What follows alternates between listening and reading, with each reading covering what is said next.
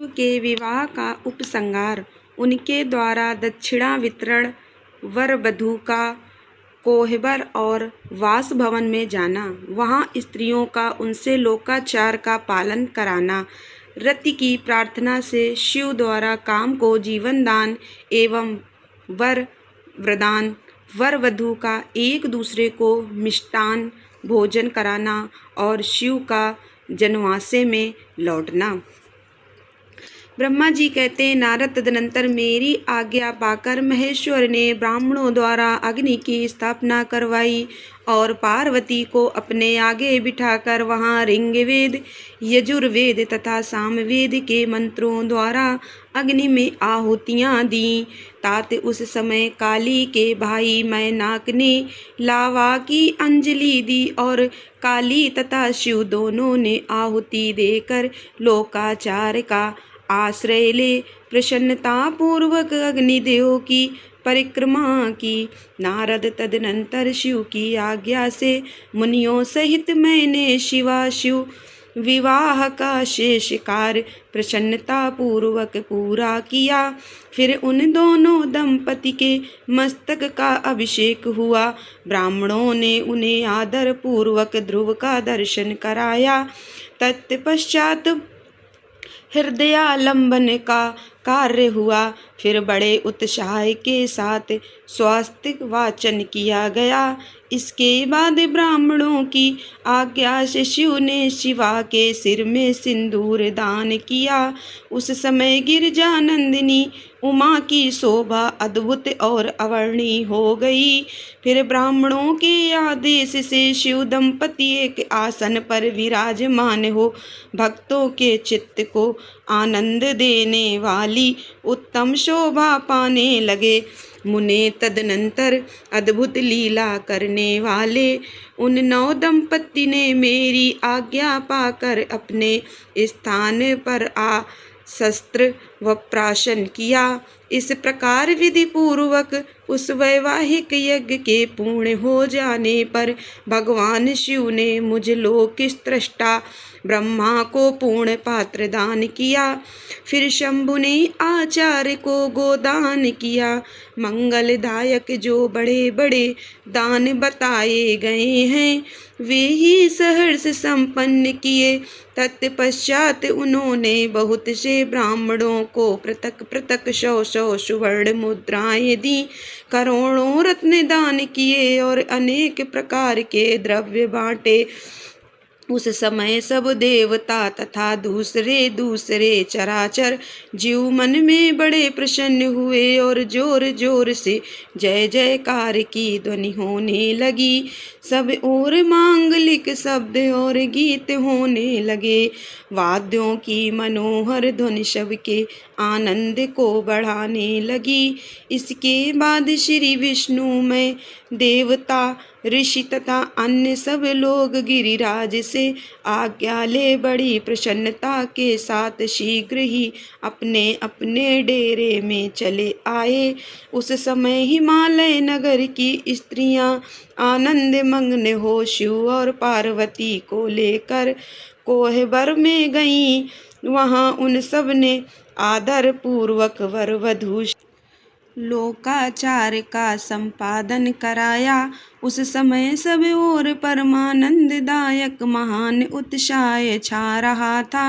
तदनंतर वे स्त्रियां उन लोक कल्याणकारी दंपति को साथ ले परम दिव्य वासभवन कौतुकागार में गईं और वहाँ भी प्रसन्नता पूर्वक लोकाचार का संपादन किया।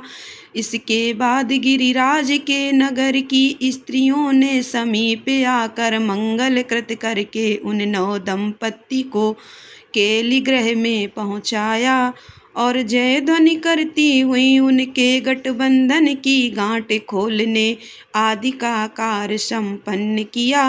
उस समय उन नूतन दंपति को देखने के लिए 16 दिव्य नारियां बड़े आदर के साथ शीघ्रता पूर्वक वहां आईं।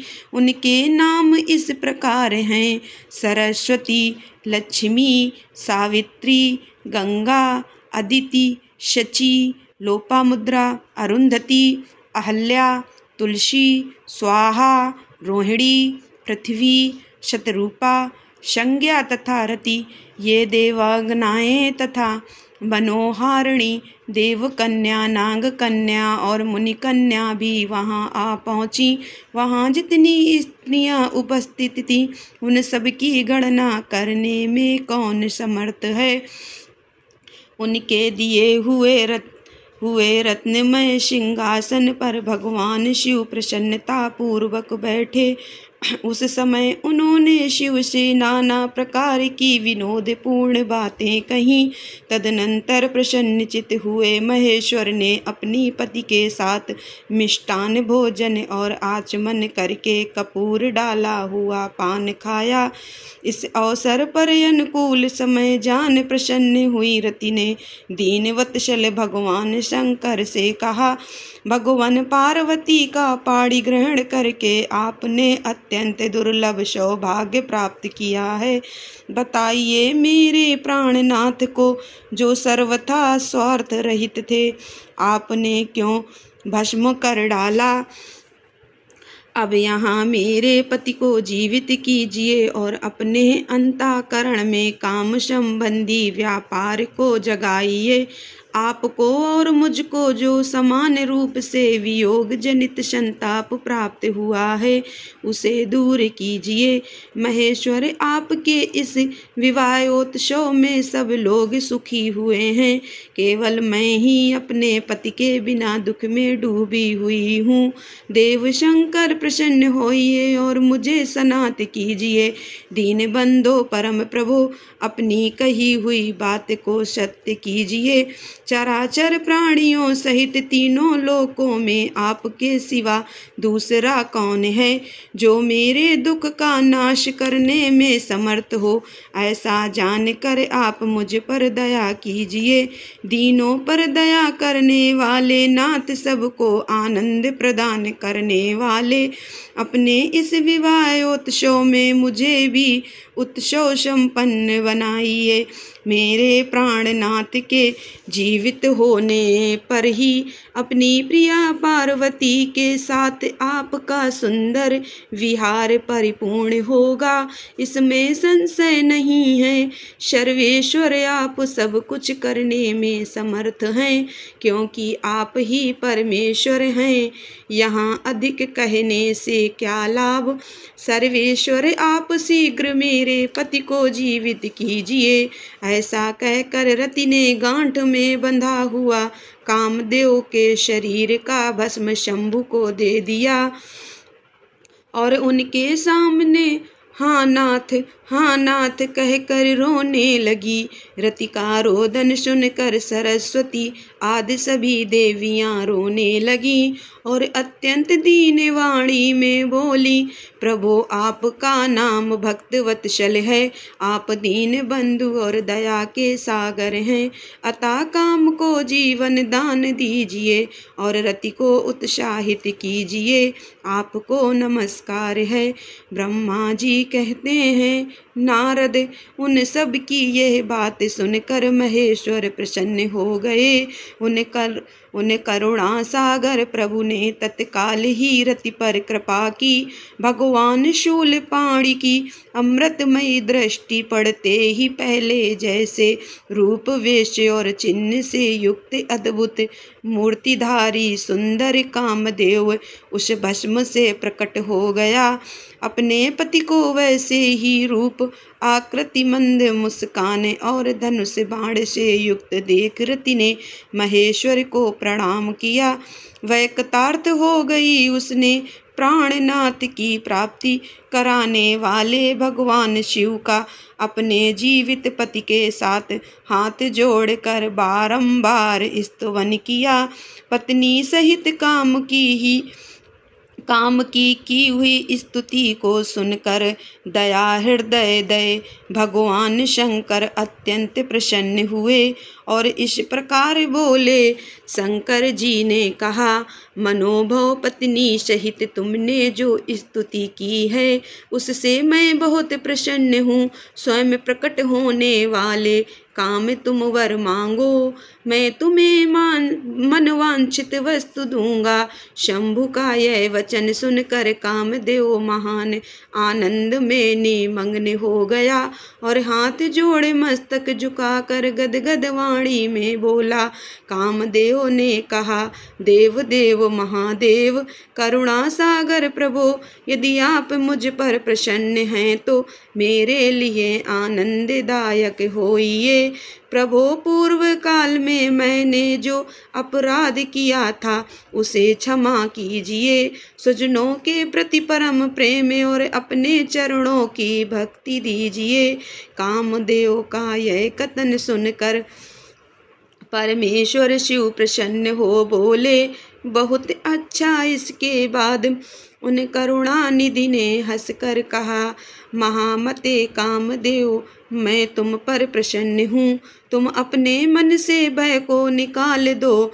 भगवान विष्णु के पास जाओ और इस घर से बाहर हो रहो, इस घर से ही बाहर ही रहो। तदनंतर काम शिव जी को प्रणाम करके बाहर आ गया। विष्णु आदि देवताओं ने उसे आशीर्वाद दिया। इसके बाद भगवान शंकर ने उस वास भवन में पार्वती को बाएं बिठाकर मिष्टान भोजन कराया और पार्वती ने भी प्रसन्नता पूर्वक उनका मुंह मीठा किया। तदनंतर वहाँ लोकाचार का पालन करते हुए आवश्यक कृत्य करके मीना और हिमवान की आज्ञा ले भगवान शिव जनवासे में चले गए। मुने उस समय महान उत्सव हुआ और वेद मंत्रों की ध्वनि होने लगी। लोग चारों प्रकार के बाजे बजाने लगे। जनवासे में अपने स्थान पर पहुंचकर शिव ने लोकाचार वश मुनियों को प्रणाम किया। श्री हरि को और मुझे भी मस्तक झुकाया। फिर सब देवता आदि ने उनकी वंदना की। उस समय वहाँ जय जयकार, नमस्कार तथा समस्त विघ्नों का विनाश करने वाली शुभदायिनी वेद ध्वनि भी होने लगी। इसके बाद मैंने भगवान विष्णु ने तथा इंद्र, ऋषि और सिद्ध आदि ने भी शंकर जी की स्तुति की। गिरिजा नायक महेश्वर की स्तुति करके वे विष्णु आदि देवता प्रसन्नता पूर्वक उनकी यथोचित सेवा में लग गए। तत्पश्चात लीला पूर्वक शरीर धारण करने वाले महेश्वर शंभु ने उन सब को सम्मान दिया। फिर उन महेश्वर की आज्ञा पाकर वे विष्णु आदि देवता अत्यंत प्रसन्न हो अपने अपने विश्राम स्थान को गए।